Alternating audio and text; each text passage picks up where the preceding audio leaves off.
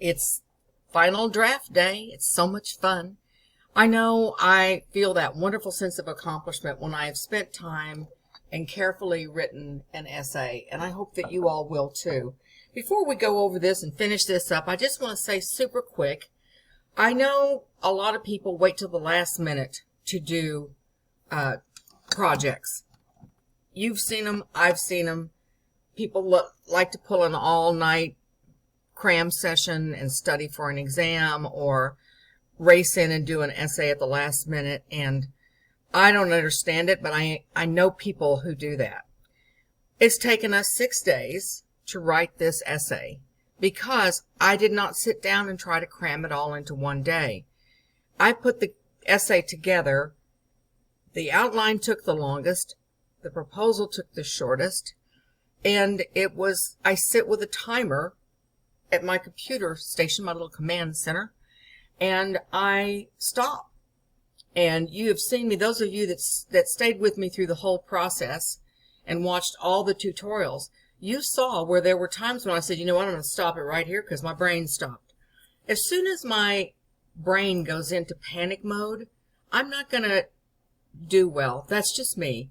You do what you want, but I hope that you will see the benefit of taking time to do a carefully planned outline and how much easier that made the final essay.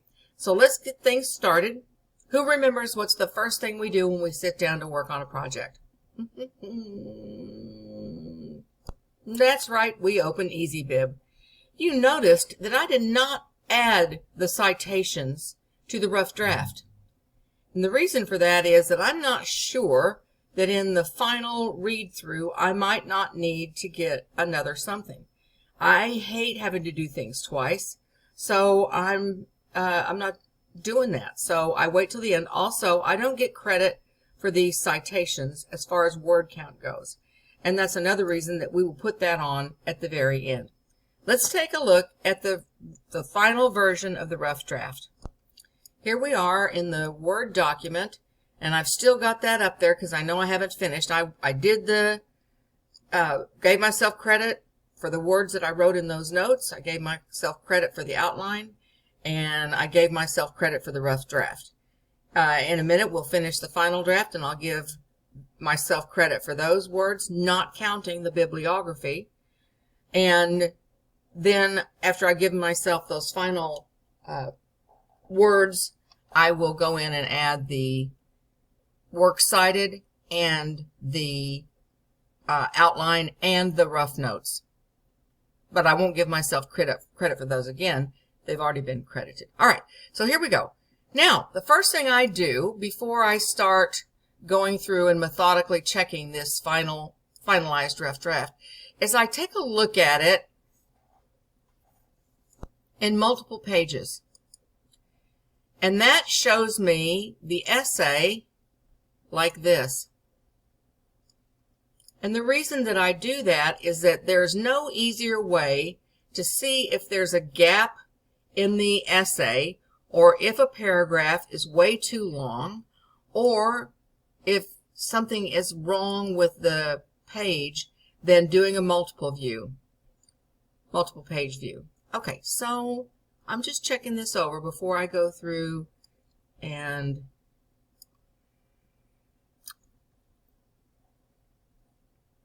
paragraph looks a little long, doesn't it? Let me come back to that. That's perfect. This is the perfect length for a paragraph right here. I don't know what the paragraph says, but it's the perfect length. Okay, and I'm going to keep looking through. I also need to make sure that all of my images have that black frame around them. Okay. Was there a reason that we made that one this small? I can adjust them right in here so that this image looks about the same size as the other images. They don't have to be exact. And that was a little red mark I put on there to check something. We'll wait till we read through it to see what that was. Okay. All right. Yeah, we keep going through. Okay. That's a problem because it's way too up, right? That was a tricky deal because that's the area where we showed the vehicle like the trusty steed that he is driving, and we make the point that it's not an armored car, and so he leaves himself vulnerable for attack, and that's the picture of the attack. But see, it comes down to the text. It's not right. You can see that. When we see the multiple view, we see something that needs help. Okay, this paragraph is going to be way too long. Look at this paragraph goes from here, includes Alonzo's speech, and continues going, continues to go all the way over here. So I know I need to fix this. I'm just going to highlight part of it, just so I know that I need to go back and fix it. Way too long. Okay? That's this multiple view. We see that this is a mess. We have to figure out something with these images. This looks good. That's fine. Look at this huge gap here. Huge gap. Got to get that out of there. Be right back. Okay, and also Alonzo's speech is carrying on into the bottom of the page. So I need to enter, take that over there to the next page. And I'm going to center it. Good. Okay. This looks good, except that. See how wonderful this is when you have a multiple page view? You get to see what the whole thing looks like and kind of straighten things out a little bit. So far, I've only seen the one paragraph that's just way too long.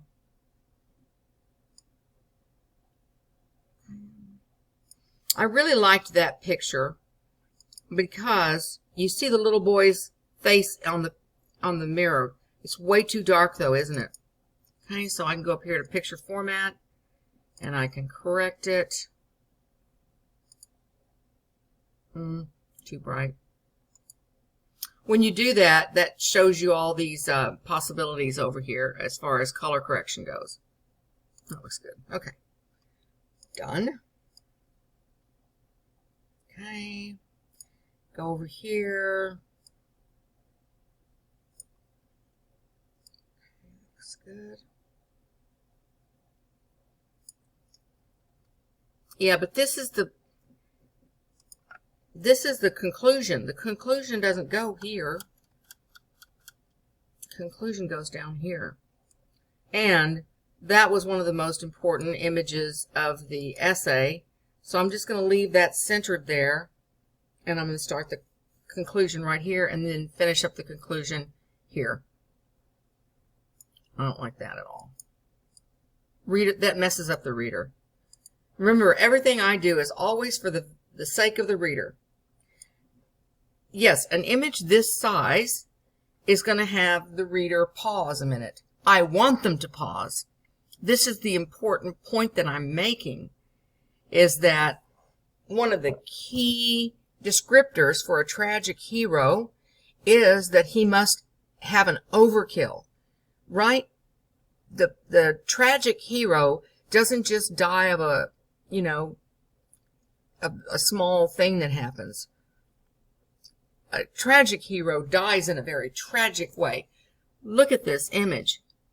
This is just has religious overtones and everything else. So, yes, I'm okay to have maybe I'll get called on that. I don't know, but I'm going to do it because I'm in favor of the reader. Okay. Now, we know when we go back, this paragraph, whoops, and look at this huge gap. Any other gaps? See any other gaps? Well, this one, but that's because this page is a mess. Let's just go ahead and fix this. Okay, so this is the thing about the car. And it only has this place to go in. This was the thing about what he wears, his suit of armor, as it were. He's got his guns. He's got a black leather jacket. He relies a lot on his intimidation. What's this about? Okay. Let's freeze that a second. Okay, so this is part of that same paragraph, and that's the whole paragraph right there. That's about his armor, what he wears. Huge gap there. Okay. This is the stuff about the car.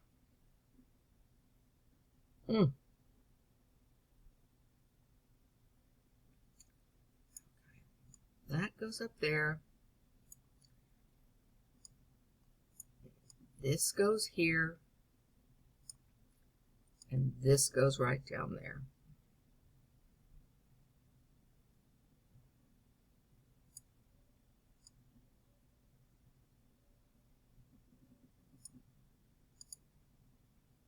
Okay. That's what it has to be. Now, we have a whole page here without any images, but we have a paragraph that's way too long. We have a big chunk of dialogue. I just don't like this page at all. Do you? I don't either. Any other gaps? Looks good as far as... Oh, you change one thing and it just messes everything up.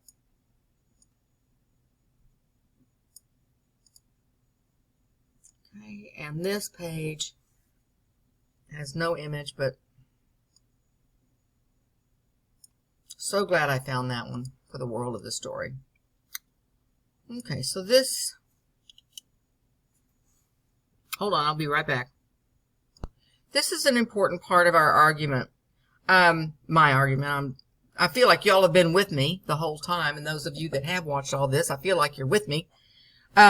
But one of the main things is that he did not protect himself, and he paid no attention to the warnings that were given to him.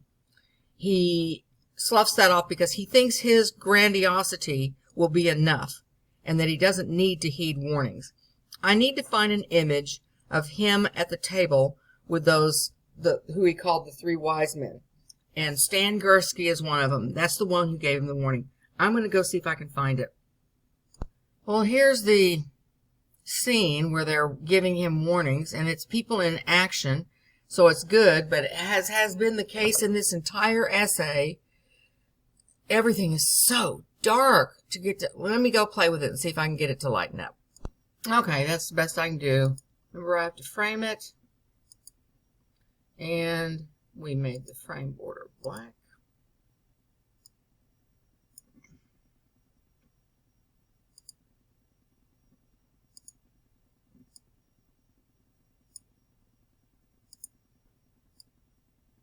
Okay. I'm now, okay, scoffs at all warnings. Okay, well, this at least shows I couldn't find anything with him actually saying, ha-ha, I painted. So we'll have to do that. Okay. All right. This page. I don't know.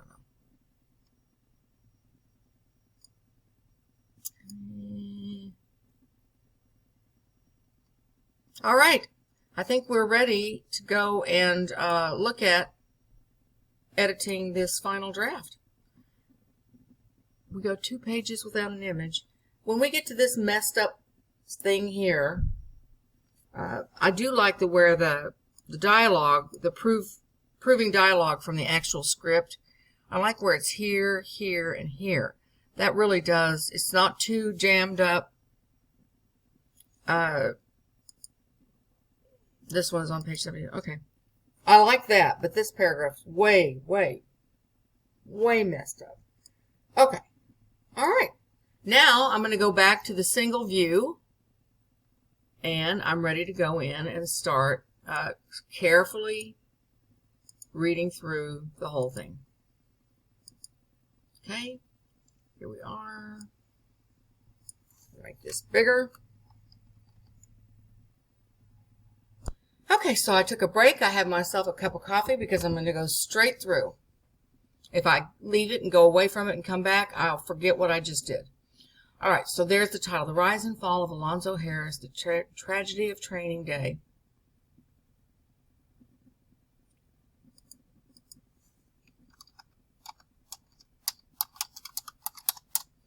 Remember, I first had that image of the two of them? Well, this isn't an essay about the two of them.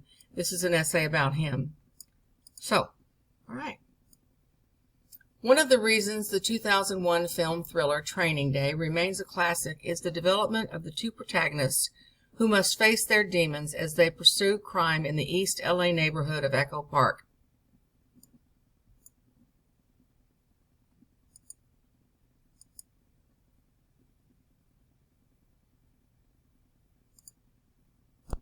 LA neighborhood of Echo Park. This day is to be Rookie Jake's introduction to life as a police officer on the mean streets of LA. Seasoned Detective Alonzo Harris presents himself as a tragic hero who can eventually see the root of his own downfall. Alonzo's resume is admirable. Did I have this? Is admirable? Is admirable. To the outside world, Officer Harris appears to be above reproach in his determination to protect and serve. Alonzo brags about his accomplishments to Jake. Okay? And there's our quote to prove that. I have 38 cases pending trial. I have 63 active investigation. There's another 350 cases on the log. I can't clear. I'm supervising 5 officers. That's 5 different personalities, 5 different sets of problems. Alonzo struggles against fate, makes choices which bring about his destruction, and fails to take responsibility for the narcissistic greed that is his tragic flaw.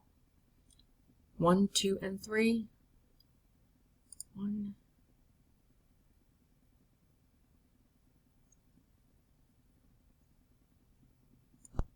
1, 2, 3. Good. Destined for greatness, Alonzo crosses the line from integrity to greed, and that is when his life becomes a disaster. A working knowledge of the film's key terms is necessary to establish Alonzo as a tragic hero. And as you remember, most people depict Alonzo as a villain or the antagonist. And I'm saying something different. Now, if you are working on a project where your character is clearly the protagonist and there is a force against that character that is clearly easy to understand, then you don't need this section that I've included here where I have to prove that he's a tragic hero, because there's too many people that would say just the opposite. No, he's a bad guy. He's an antagonist. Okay. So, just as a silly example, if I were writing about Little Red Riding Hood is clearly the protagonist. The fox is clearly the antagonist because the fox wants to kill and eat her. Okay. All right. The buddy film Training Day takes the viewer on an adventurous day in the lives of protagonists Jake Hoyt and Alonzo Harris. Young rookie LAPD officer Jake Hoyt joins his new mentor at a Los Angeles coffee shop at 7th and Whitmer. As naive as Jake is, just that more cocky and intimidating is Alonzo. 3 key misadventures take place within the world of the film that force Jake to mature and forces Alonzo, because of his tragic flaw, to regress. Alonzo, meanwhile, is to show Jake the streets and then determine if Jake is fit to be on his team. Alonzo provides a number of challenges for Jake to master. The first lesson for Jake is a drug bust. Alonzo stops teenagers making a drug deal, and he then berates the youngsters. Jake watches as Alonzo touts about as a badass authority. The second lesson for Jake is the apprehension of 2 men attempting to rape a young girl in MacArthur Park. Alonzo looks on as Jake handcuffs the 2 felons and then explains to Jake why he should leave them on the ground. Alonzo then forces Jake at gunpoint to smoke the pipe. Next up, Alonzo introduces Jake to drug lord and friend Roger. Hold on. Picture belongs here, doesn't it? This is where he forces him to smoke the pipe. Okay.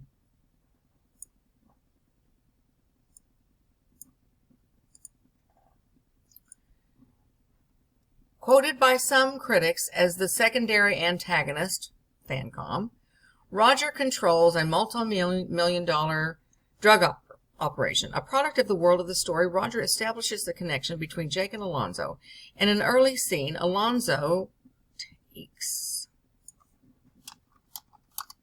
Jake to Roger's house. I have to. Roger compares Jake's naivety to Alonzo's early days.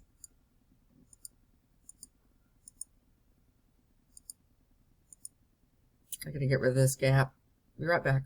Okay, and I did that by clicking here and then going up to this, on the word, is this place that says,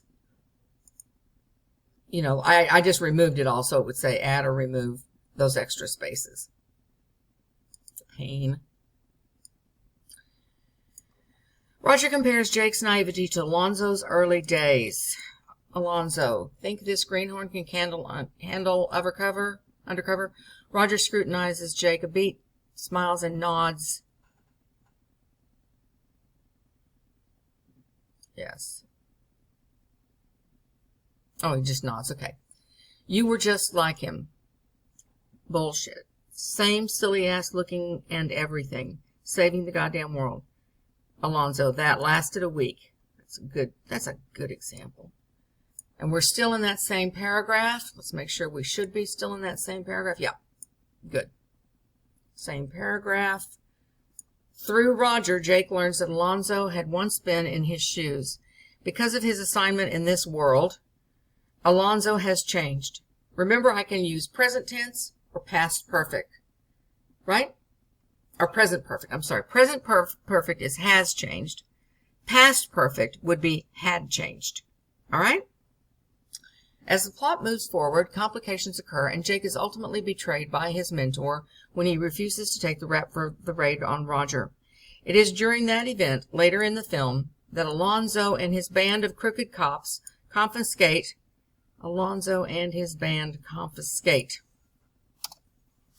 Roger's drug money and kill him. Alonzo wants Jake to be named the shooter and promises that the story would be reports in Jake's favor.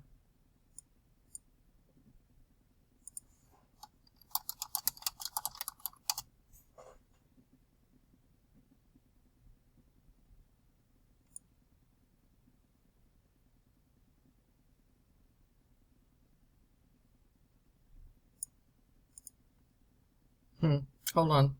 Alonzo wants Jake to be named the shooter and promises that the story to the press would elevate Jake's status to hero.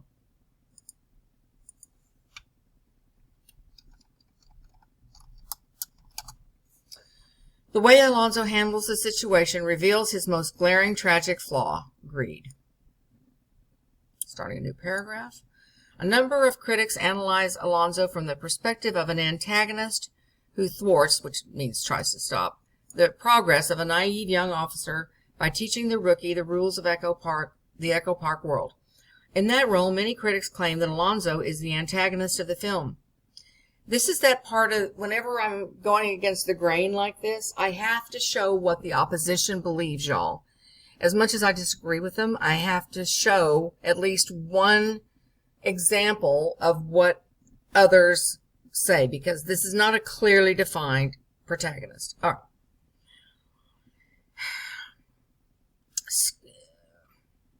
In his article, Movie Story Buddy Picture, Scott Myers describes Alonzo as a, quote, mentor turned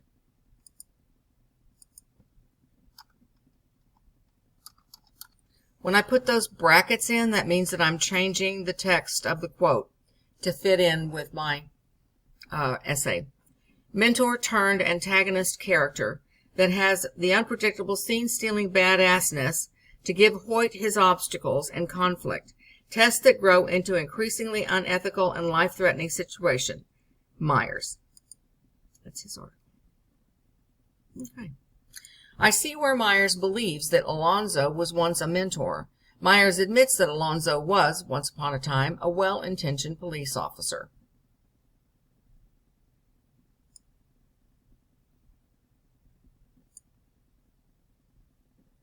That's once and once is redundant. I got to fix that. I see where Myers believes that Alonzo is a flawed mentor.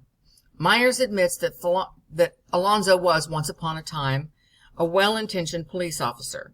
I agree that a well-intended character would be in a protagonist position. Myers suggests that Alonzo changes into a cop on the take. What causes Alonzo to change? The realities of his dangerous world. Okay. I know that this is 2 sentences. I know that this is a sentence fragment. I'm taking a little bit of liberty by putting these together. I want the reader to understand where I'm going and the point that I'm making every step along the way. So, I don't think this is dumbing it down to an audience level to make sure the audience sees a protagonist is a protagonist no matter what. Okay. What causes Alonzo to change? The realities of this dangerous world. On page 17 of the script, Alonzo presents his apprentice with a choice. Either learn the exciting and dangerous job, or you gonna be passing out baseball cards and carrying little old lady's groceries like the rest of these Beefexes, Washington's, floods the streets with. Okay, I've already said the page number. I don't need to put it here. Good. Good. It is clear from this speech, that Alonzo has working knowledge of a level of professionalism that includes easy tasks. Because of circumstances, Alonzo has been taken from the safe world to dominate the hellscape of Echo Park.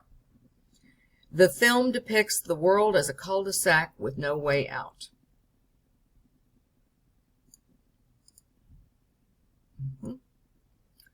Myers actually proves my point. What's your problem here? Myers actually proves my point that the world of the story is the antagonist when he describes Alonzo's relationship with Jake. Alonzo must control the rules, control his partner, control his friends, control his enemies, and even control the odds that he will be caught breaking the law. Anyone, including Officer Hoyt, who refuses complete submission to Harris's personal plight of anarchy will be sliding down a slippery slope of self-serving justice. That's Myers' little quote. Now I need to say something about that quote. Yes, Alonzo does fall down that slippery slope, but had he been presented with a better world, he might have developed into an honest cop. The world of the story is truly survival of the fittest. Point made. Whoops, we got a gap here.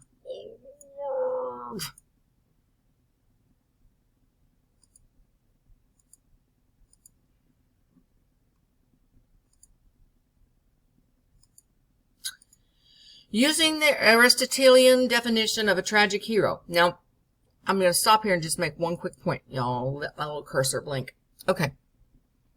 When you come up with the definition for your particular archetype, it's always best to find a definition. You have the definition that I gave you in that handout. That's not a definitive source. You'll want to, no matter what your hero archetype is, you want to go out to the internet or go to the library or ask a librarian and find the definitive definition of that particular hero. And Aristotle, as far as it comes to tragic heroes, is the top of the mark. All right, and you remember back up at the top where I put Aristotle and I put a little colon? I need to do that everywhere if I'm going to do it once. Okay, so make sure that you find the top definition that nobody's going to argue with. Nobody's going to argue with Aristotle. Okay, using the Aristotelian definition of tragedy, a tragic hero makes a judgment error that inevitably leads to his own destruction. Alonzo fits this characteristic because he is his own worst enemy. He struts and huffs and puffs up in the hood and becomes so focused on his ego and power position that he ignores all warnings and makes a careless decision. When the character flaw makes itself evident and Alonzo scoffs at all warnings, he fails. Is that an image of somebody warning him? It's the people. No, that image just doesn't work. Just doesn't work. I need to show a picture of Alonzo having scoffed at all warnings. I'll be right back. I'm going to go with this one. It shows him being a little bit cocky. Eventually, the Aristotelian tragic hero dies a tragic death, having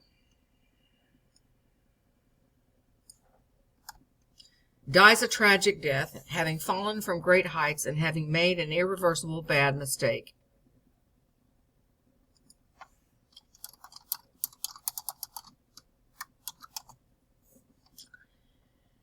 As an article in Psychology Today specifies, the tragic hero is driven by a competitive urge to prove himself the biggest winner of them all. That's in Burgo's words. I say if you can't beat 'em, join 'em. Alonzo survives and thrives in a dystopian world.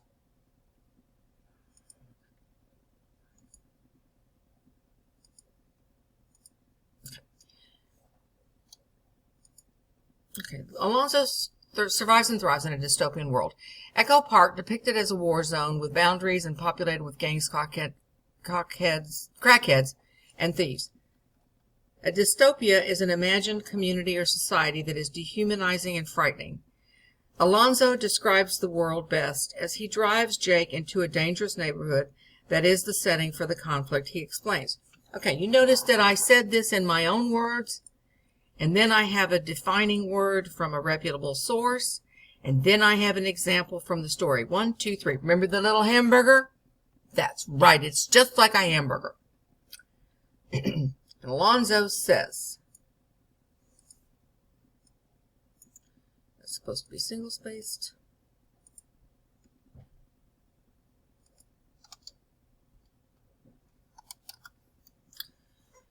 This is the heart of it right here. Single-spaced. That means that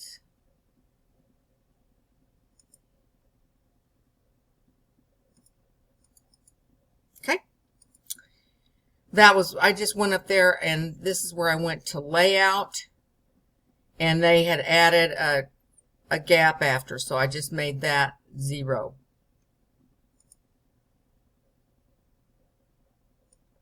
Okay, so now it's all tidied up. This is the heart right here, the headquarters. A lot of murder investigations lead here. One way in, no way out. Alonzo wants to teach Jake the ways of this world to see if he can be a fit partner. At this point in the narrative, Jake realizes the dangers of his world.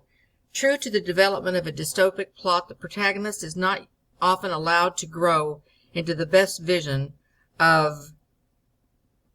That's single.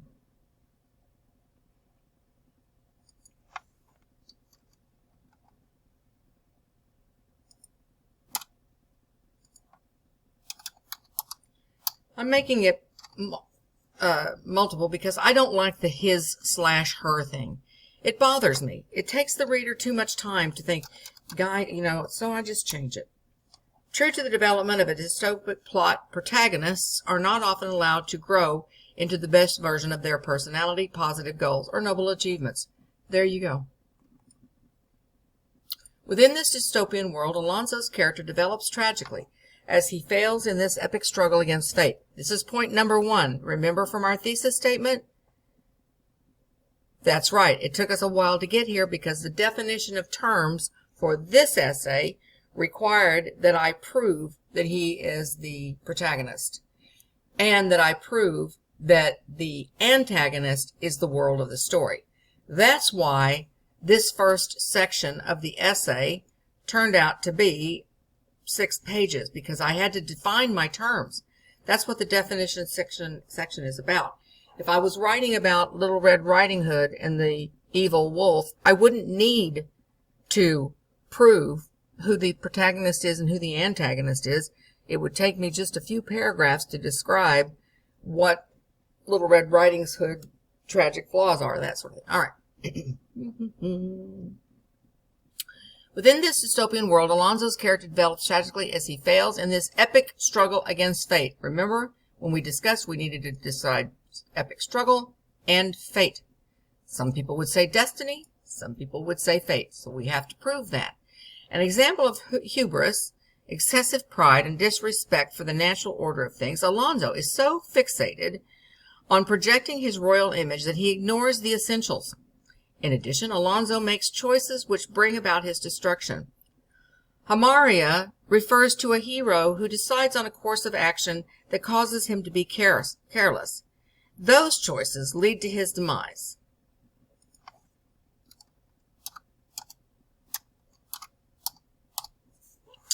An understanding of Alonzo as a tragic hero begins with an analysis of the challenges he faces in Echo Park.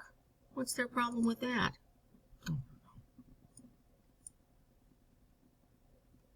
Oh, I get it. The challenge. I go, all right. An epic quest takes the viewer on a specific set of adventures that are grand in scope and described in an elevated style. Alonzo, quote, dominates as a powerful and warlike noble, constantly occupied with martial activities. He seeks above all everlasting fame for himself and for his lineage. That was that beautiful little quote we got from Britannica. I love Britannica.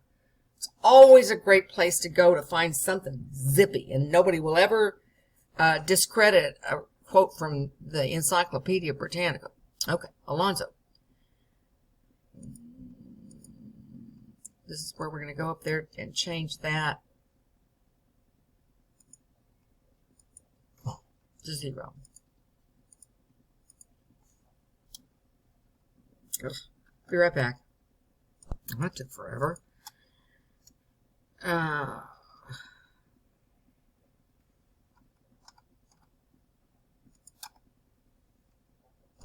Shut up, boot.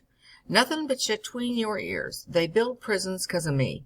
Judges have handed out 15,000 man-years of incarceration time based on my investigations.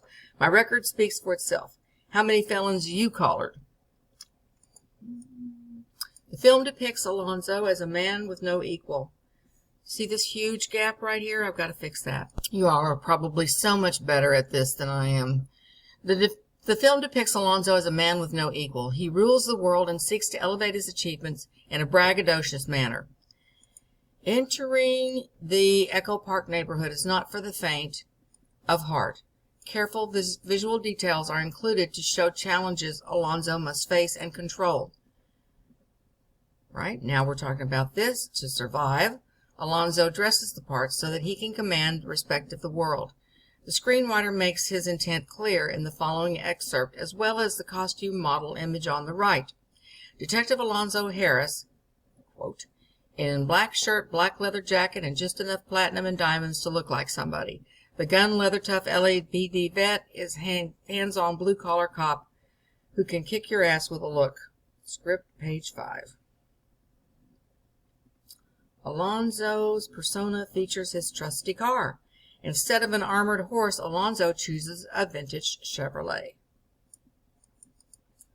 Alonzo's epic... Do you see how that was a little transition sentence? The outfit and his little car. Alonzo's epic journey does not feature a stunning horse with armor. Instead, this epic hero drives a 1978 Chevy Monte Carlo. The modification of his vehicle is tricked. This is a mess. Instead, this epic hero drives a 1978 Chevy Monte Carlo.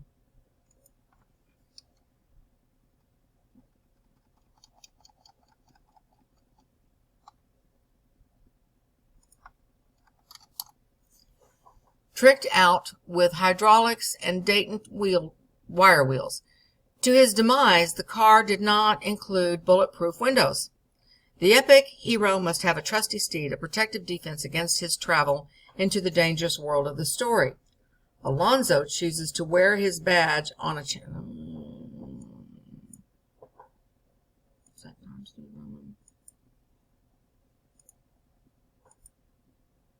There we go. Alonzo chooses to wear his badge on a chain as his protection in battle. Alonzo obviously believes that his persona is protection enough. The hero's failure to arm himself with suitable armor.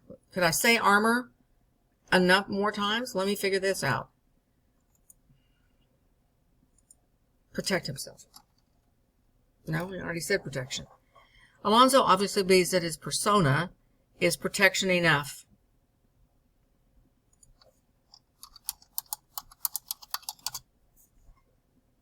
Oh.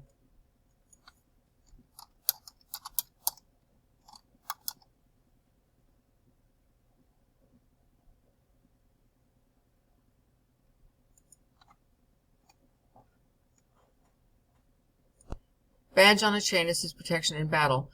Alonzo obviously believes that his egotistical persona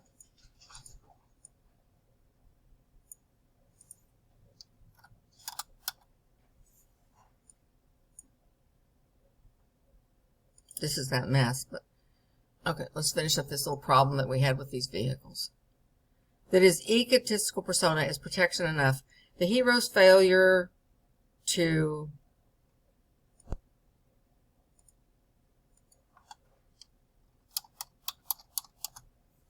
okay, you can see that the margin went off, and that's easy to fix. For you probably, again, are so much better at this than I am. But we just go up here to this little thing because in view, we had viewed the ruler, so it's easy to take it right over there where it belongs.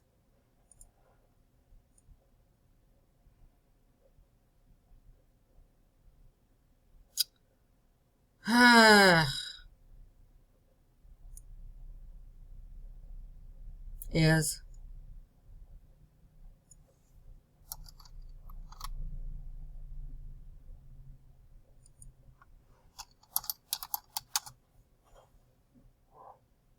all right, here's what I'm going to do. I'm going to move this down to the next page since we're at the bottom. I'm going to put this picture. I got a picture formatted. Its position is going to be centered.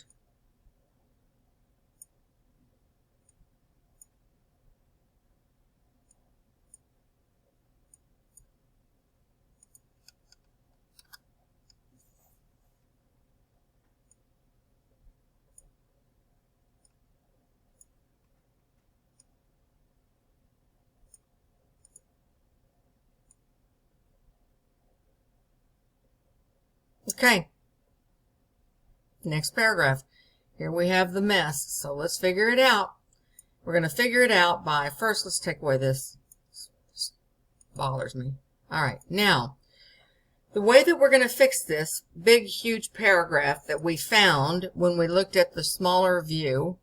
Look how long this thing is. My gosh, it's a page long. So what we want to do is find out where the topic sentence is and then figure out where and when that topic sentence is completed. Let's start here. Alonzo is a decorated officer, an important factor in the prosecution of felons, fearless in his dealings with low-life gangsters.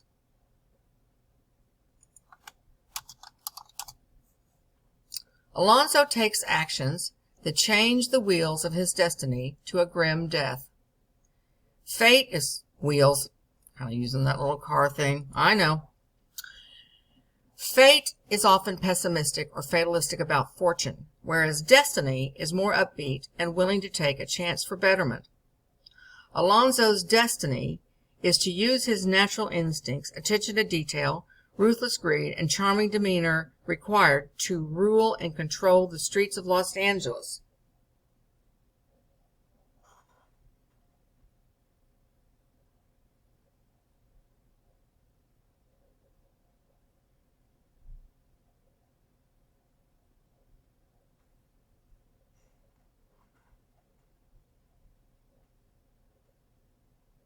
Okay, this is the topic sentence. We're defining our little terms here. Fate is often pessimistic or fatalistic about fortune, whereas destiny is more upbeat and willing to take a chance for the betterment. Okay? We're starting with Alonzo's destiny and then we'll move on to his fate. So, Alonzo's destiny is to use his natural instincts, attention to detail, ruthless greed, and charming demeanor required to rule and control the streets of Los Angeles.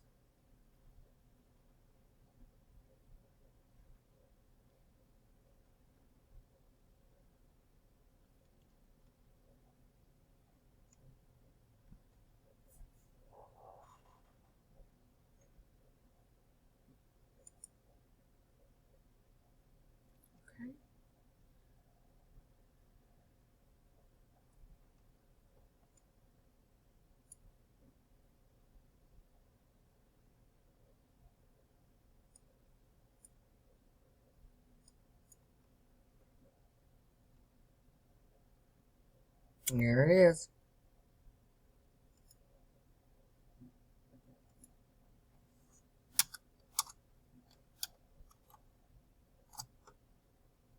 Okay. There we go. As long as we're talking about his destiny, which is where we're starting, we're still in that same paragraph. Destiny is a predetermined course of events, often held to be an irresistible power or agency. In the Pacific dining car scene, Alonzo follows his destiny by planning an elaborate raid. Covering his bases to make sure all is in order is one of his heroic traits, because nothing's free in this world, not even an arrest warrant. Explaining the new and exciting adventure, the mentor explains to Jake, and I put the mentor there because it's saying Alonzo right here. A genuine bad guy, been investigating this vile bastard for 10 years. He's a big fish in a big pond. Today I fry him. The squad's going to get some glory. Talking name-making shit. We'll be getting handshakes from the chief and mayor. Want a piece, new guy? I need to say how Jake responds, and then I'll say this plan includes a tragic error, and what's going to come next? That's right, the tragic error that turns it into fate. All right, let me add this sentence here. Right, because I can't just leave this quote there. I already said it's on page 71. I can't just leave it there. I've got to say something about what happens next. Remember, I have to operate on a position that my reader is of average to high intelligence. The reader has heard about the movie Training Day, has not necessarily seen the movie Training Day, is aware that there would be a screenplay that produced that film, but has not necessarily ever read that script. So we have to kind of lay things out. Jake is excited about the bust, no doubt aware, and echoing back to Alonzo's initial comparison of the boring desk job to a high-stakes, thrilling street justice, Jake is eager to participate.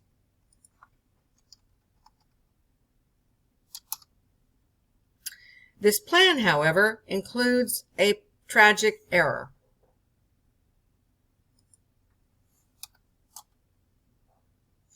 Now, the next paragraph better be telling me what the tragic error is, or I'm going to be really upset. Now, the question I have for you, we had so many pictures on the last page. I think we can go a little while without giving the reader another picture. We've got pieces of dialogue, descriptive. We're going to skip that. All right. At a moment where calm heads prevail and delicate planning required, Alonzo is excited and happy, and therefore apt to make mistakes. Destiny becomes fate in this instance. There is no turning back, no time to reconsider the plan. Jake is in, after already showing signs that he is not eager to follow in Alonzo's footsteps. Still, Alonzo invites him to a drug bust that might easily go wrong.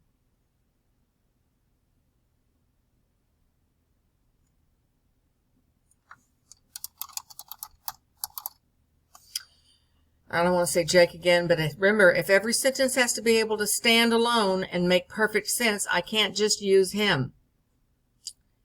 Still, Still, Alonzo invites his partner to a drug bust that might easily go wrong. The wheels are in motion, and Alonzo has left the results up to fate, the, quote, preordained course for his life that will occur because of or in spite of Alonzo's actions. Yes, I put in those words to make it fit in there, and that's Kumar's article.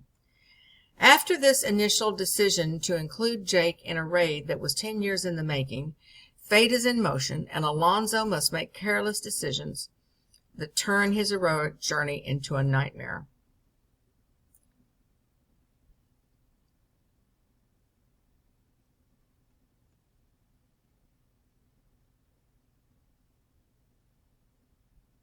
This is the wrong word.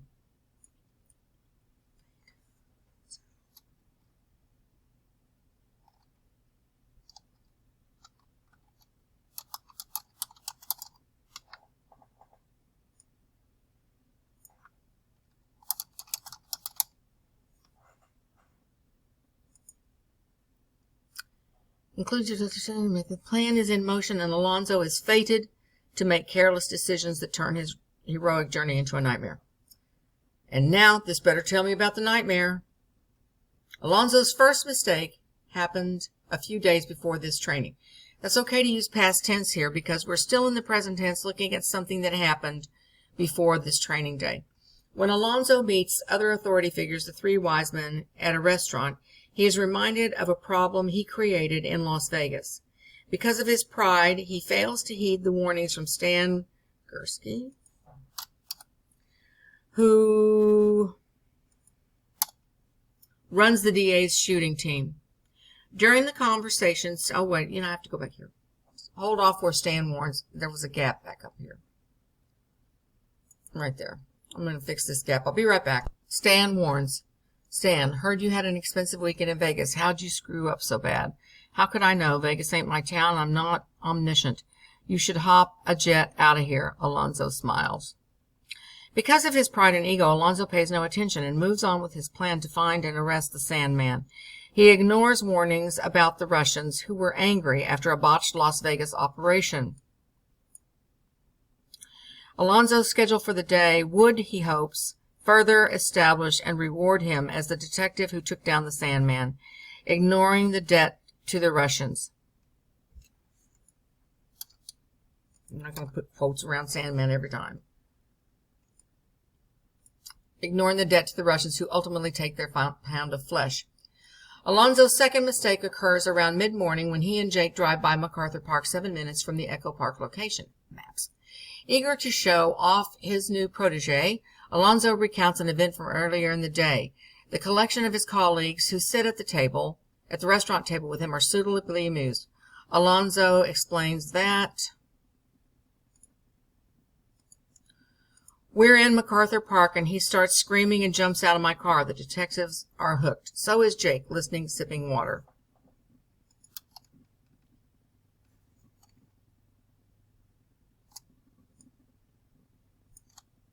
So I chase him down this alley, and holy shit, he's jamming 2 huge crackheads, and there's this mamacita with a bloody nose. Kid stopped a rape. Shit, kid's got a magic eye. That's what I told him. Kid's a prince. This is important. Whether Alonzo wants to take credit for Jake's bravery or laughing at his naivete, Alonzo's need to boast the deeds of his apprentice, Prince, still lead to his ultimate demise. If Alonzo maintains his superiority,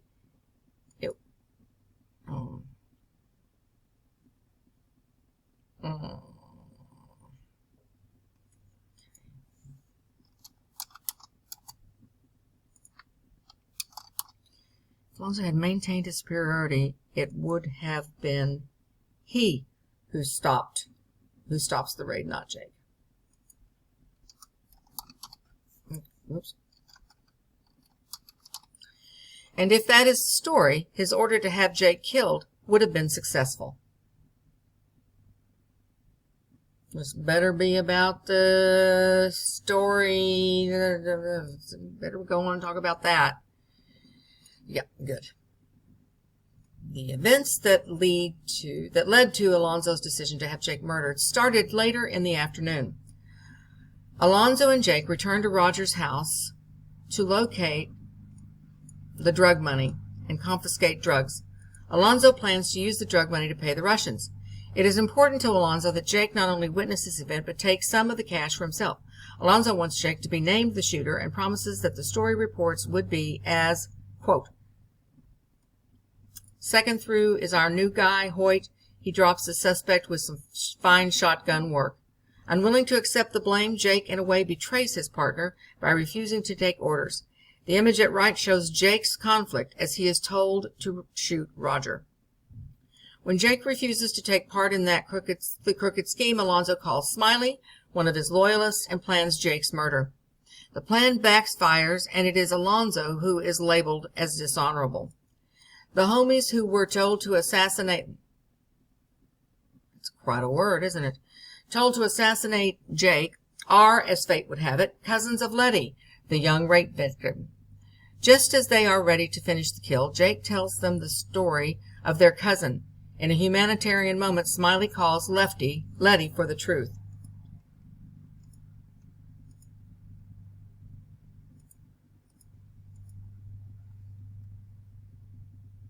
Letty, well, I think they wanted to rape me, kind of got hit.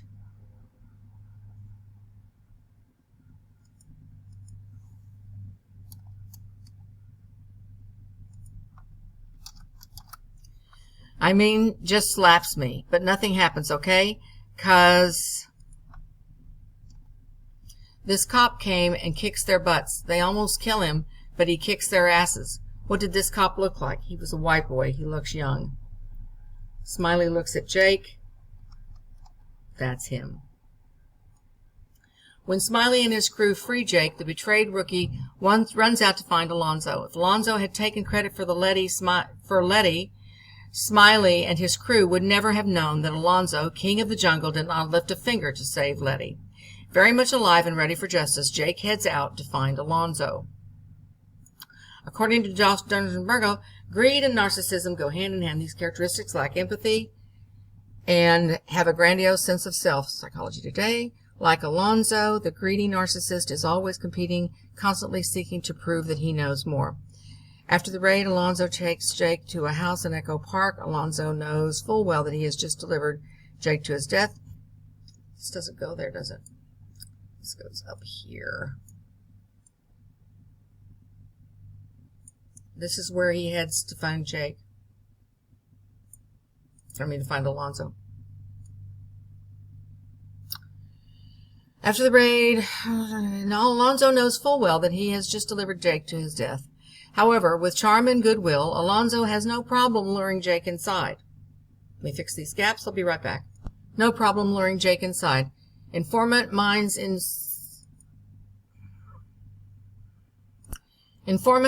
in Chino promised I'd help out his family. Alonzo gets out, opens the truck, loads up his arms with appliances. Sometimes I bring food. Believe it or not, I like to help out the community whenever I can. A box falls. Should have helped me out with this. If I had any questions of Alonzo's ruthless nature, they have certainly been answered now. It is at this point that the tragic hero fails to his lowest low, where Alonzo's persuasive speech to Jake explaining how Roger's death is actually a good thing for the children who brought his drugs and his fatherly instructions that Jake be briefed and protected in the ensuing investigation, he now appears ugly and vindictive. Good Lord, that's a long sentence. I mean, it's a complete sentence, but guys, that is...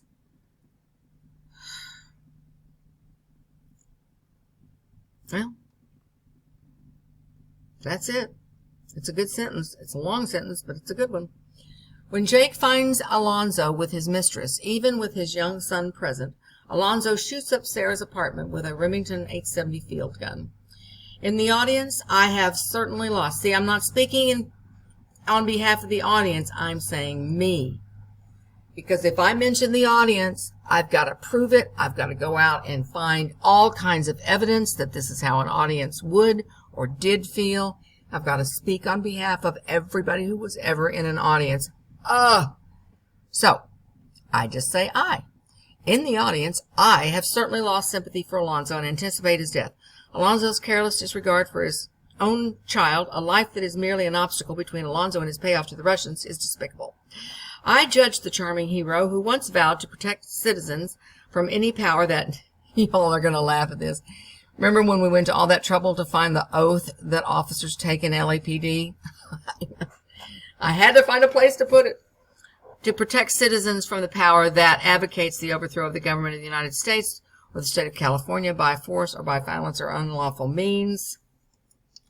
And I showed you before how to lower that citation to just this, because the citation is a whole line long. We don't need it. I cannot help but find empathy for the hero, who, a product of the impossible hellscape that was his destiny to control, lost control of that world, of the world that became his fated doom. This is where that picture goes. This has got the picture with the kid's face on the wall, his son's face on the wall. Good. Position. I witness this eternal drama by relating to the fate and stuff of all humans. I experience catharsis for the inevitable downfall of Alonzo. The fated protagonist must die in a most violent overkill, a punishment that the protagonist cannot avoid, usually occurring as a result of his choices. Oh, this is the other place where I found Aristotle. I found him in two places, so that's the second place. Alonzo owes the Russians $1 million. Does that seem overkill for such a does this not seem overkill for such a relatively small debt? I like the way we have to go to the next page.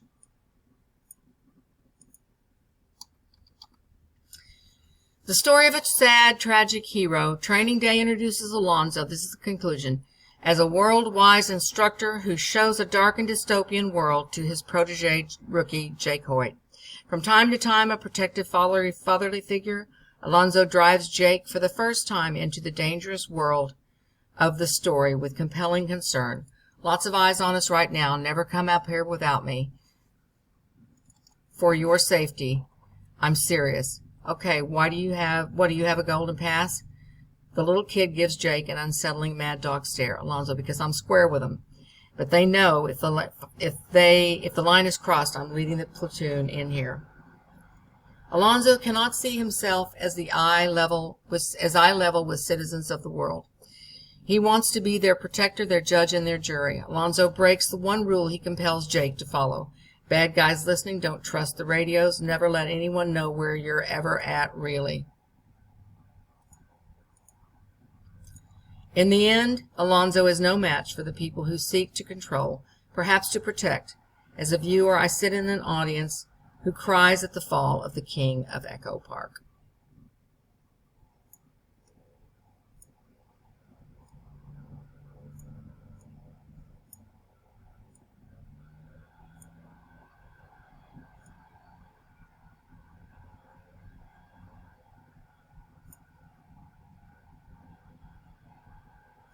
So indenting that quote, instead of that, I put it in quotes.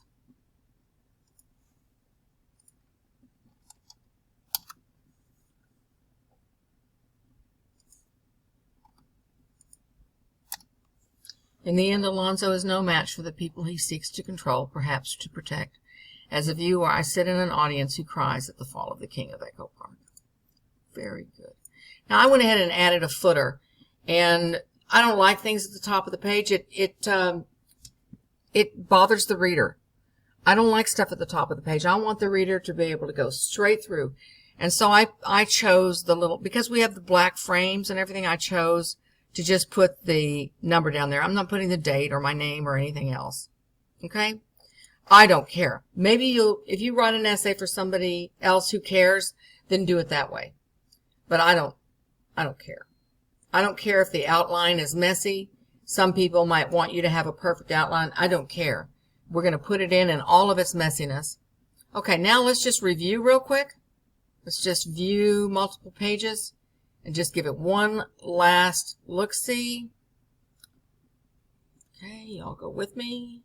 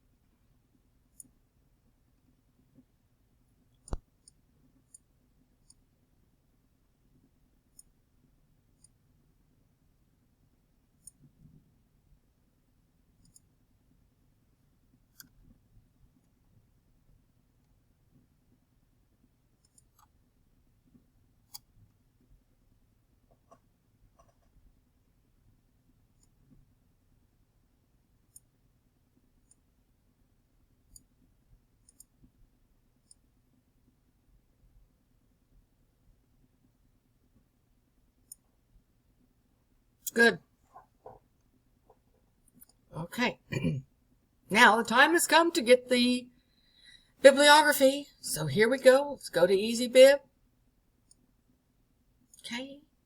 We're all through. So we have all of our pretty citations here. We're going to export.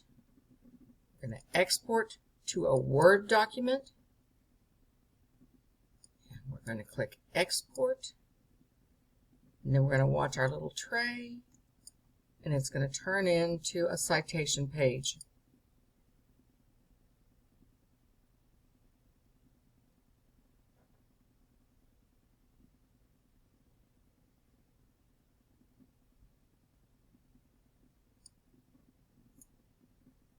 We're going to enable editing. Let's look over our works cited. Gorgeous, gorgeous, gorgeous. I always feel so good when I've methodically saved everything I did. Is that? Oh, this is different. We have 2 articles from him. Okay.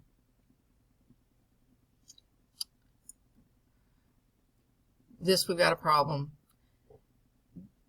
All caps in a URL is one thing, but we don't want all caps in a title. Let me fix that. I'll be right back. See this? We don't want anything. Of course, we have to be sure that we put that title in italics. And put this title in italics. And you see that this does not make the reader have to stop, or it doesn't appear to be screaming at the reader. This has to be in all caps because it is, but we can do it like this. It's still get there, okay? Good. Beautiful. Okay, so we're going to go up here. We're going to select all. We're going to copy, go back to our beautiful essay, and we're going to start a new page for this because this is a formal essay. And first of all, we got to do our words. Oh, thank you for remembering 3393. Remember that before we put in this. Okay, we're going to put it in. Look at that. It's just gorgeous. Don't you have that good feeling of knowing that everything in here has been documented? Now we're going to start another page, and that's where we're going to add the outline. For me, I don't care what the outline looks like. I just want to see that it's a detailed outline. So let's go back and get the outline. I'm not even going to look at it. I know it's messy. I don't even, not for me. Now for somebody else that you might have to tidy up that, but I don't care. I want to see your process. I don't need to see a perfect outline. I need to see a perfect essay. Okay, so now, whoops, went to the wrong place. Let's go back to our pretty essay. We're starting a new page. There goes the outline. Beautiful. A messy, beautiful mess. And then under that, I'm going to add those notes. Remember the miscellaneous notes? I'm going to add that. Be right back. Let me find it.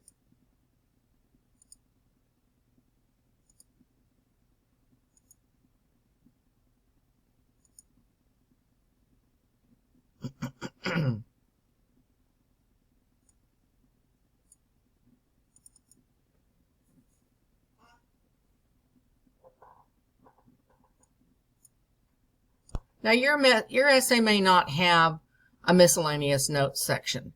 Mine does, and I've given myself credit for those words. So I'm going to go up here and I'm going to select all, and I'm going to copy it, and I'm going to add it to the bottom of my essay because I don't want the instructor to look at my essay and go, wait a minute, you gave yourself a bunch of credit for a bunch of words when there it is. Beautiful. Beautiful. I'm going back up here to the top. I'm going to finish out my word count. I got to do math. I'll be right back. Okay, there it is. And of course, this isn't a rough draft anymore. It's the final draft.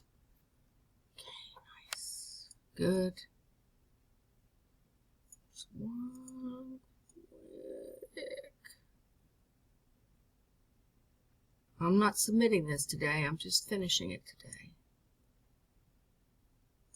Because remember, I had 7 days to do this. And this is day 6. Look at those citations. That just makes me happy. Okay, there's the outline. There were my little rough notes. I don't care. Not for me. Now, again, if you have an instructor that wants you to turn in a fully developed, beautiful outline, then you would want to clean that up. Not for me. I just want to see your process. Okay, now I'm going to save it. First, I'm going to save it as a Word doc. Then I'm going to save it as a PDF. I'll be right back. I saved it in a million places. I saved it as a PDF. I'm not even going to look at it. I'm done for today. Because I took time and I did this ahead of time, I have time in the day to go do my thing, and tomorrow morning I will look this over. That concludes this tutorial on the final draft.